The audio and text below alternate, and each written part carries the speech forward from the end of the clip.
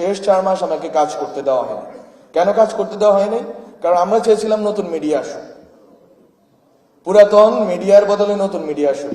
5-7টা নতুন মিডিয়া আসছে, আপনারা জানেন, যারা ছোট মানে কাজ করতেছে, ওরা কিছু ভালো কাজ অভ্যুত্থানের পক্ষে, জুলাইয়ের পক্ষে, এই তরুণদের পক্ষে কাজ করা শুরু করছে।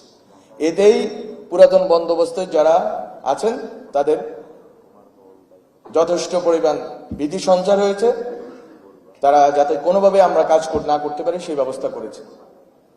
তো এই পুরাতন বন্দোবস্ত থেকে নতুন বন্দোবস্তে পদার্পণের যে 4টা কথা বললাম, যে আপনার ক্ষমতার কাঠামোর পুনর্বিন্যাস লাগবে, সম্পদ এবং আপনার ভূমির পুনর্বিন্যাস লাগবে, আপনার এই যে ন্যাশনাল ক্যাপিটাল বা জাতীয় পুঁজি যাকে বলি আমরা, সেটার পুনর্বিন্যাস লাগবে। সেটার পুনর্বিন্যাসের ক্ষেত্রে অলিগার্কদের অথবা দুর্নীতিবাজদের অথবা এখানকার যে সিস্টেমেটিক যে রিপ্রেশন আছে, এখানের সাথে জড়িত যে আমলারা আছে, তাদেরকে আপনাকে ধরতে হবে, ডিসমেন্টাল করতে হবে। থার্ড যেটা বললাম, সিভিল সোসাইটি এবং কালচারাল যে সফট পাওয়ার আওয়ামী লীগের জন্য আবে হায়াত ছিল, সেই সফট পাওয়ারকে ডিসমেন্টাল করতে হবে। এর কোনোটাই সম্ভব হয় না। ফলে রাষ্ট্রের পুনর্গঠনের প্রশ্নটা অথবা নতুন বন্দোবস্তের প্রশ্নটা আজকে মানুষের কাছে হাসির খোরাক। আজকে অনেক সুন্দর সুন্দর আলোচনা হয়, বক্তৃতা হয়, জোশিলা বক্তৃতা হয়, এই করে ফেলবো, হ্যান কারেঙ্গা তেন কারেঙ্গা, কিন্তু আমরা করতে পারি না। কেন করতে পারি না? কারণ পুরাতন বন্দোবস্তের লোকদেরকে বসিয়ে নতুন বন্দোবস্ত সম্ভব, অথবা পুরাতন বন্দোবস্তের সাথে আতাত করে, পুরাতন বন্দোবস্তের কাছে সমর্পণ করে কোনো নতুন বন্দোবস্ত সম্ভব না।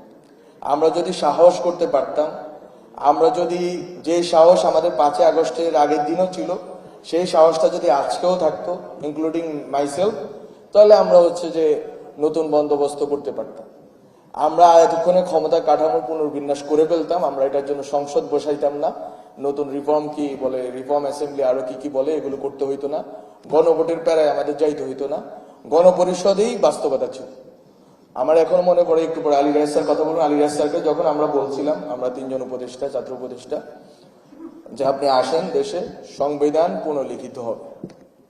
ওই সময় আমি সংবিধান কমিশনের মেম্বার ছিলাম, ওইখানে আমার বক্তব্য দেখবেন, আমরা বলছিলাম যে সংবিধান পুনর্লিখন হবে। সেই পুনর্লিখন থেকে এখন সংবিধান যে বদলাবেন, এটা পুরাটা চলে গেছে আরেকটা গভর্নমেন্টের হাতে। এই যে ব্যাকস্লাইডিংটা হইল, এটাই যে সমর্পণ করা পুরানো বন্দোবস্তের লোকদের কাছে, সেটাও আমরা করতে পারি না।